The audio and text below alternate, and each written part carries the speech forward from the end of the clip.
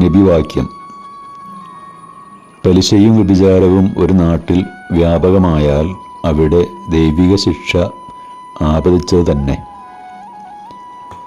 മറ്റൊരു നബിവചനത്തിൽ ഇപ്രകാരം പറയുന്നുണ്ട്: മനഃപൂർവ്വം ഒരാൾ ഭക്ഷിക്കുന്ന പലിശയുടെ ഒരു ദിർഹം പോലും 36 വ്യഭിചാര കുറ്റങ്ങളെക്കാൾ കഠിനമായ പാപമാണ്. വിശുദ്ധ ഖുർആനിൽ 2-ാം അധ്യായം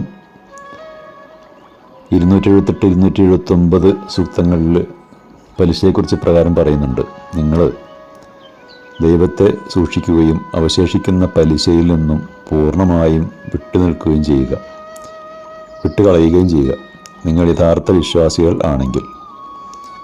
നിങ്ങളങ്ങനെ ചെയ്യുന്നില്ല എങ്കിൽ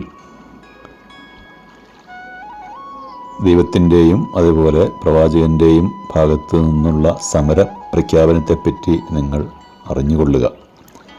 നിങ്ങൾ പശ്ചാത്തപിച്ച് മടങ്ങുകയാണെങ്കിൽ നിങ്ങളുടെ മൂലധനം നിങ്ങൾക്ക് തന്നെയുള്ളതാണ്. നിങ്ങളൊരിക്കലും അക്രമം ചെയ്യരുത്.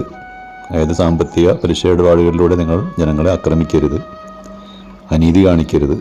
നിങ്ങൾ സ്വയം അക്രമത്തിന് വിധേയരാകുകയും ചെയ്യരുത്.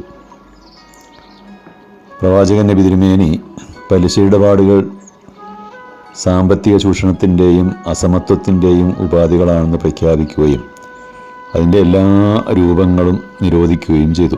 പലിശ വാങ്ങുന്നതും കൊടുക്കുന്നതും അതിന് സാക്ഷിയാവുന്നതും അതിന് സഹായികളായി വർത്തിക്കുന്നതുമൊക്കെ നിരോധിക്കുകയുണ്ടായി. പലിശ ഇടപാടുകൾ സാമ്പത്തിക അസ്ഥിരതയ്ക്കും തകർച്ചയ്ക്കും കാരണമാവുന്നു എന്നും നബി തിരുമേനി പഠിപ്പിച്ചു. അതൊന്ന് ആധുനിക ലോകം അംഗീകരിച്ചിട്ടുള്ള സംഗതിയുമാണ്.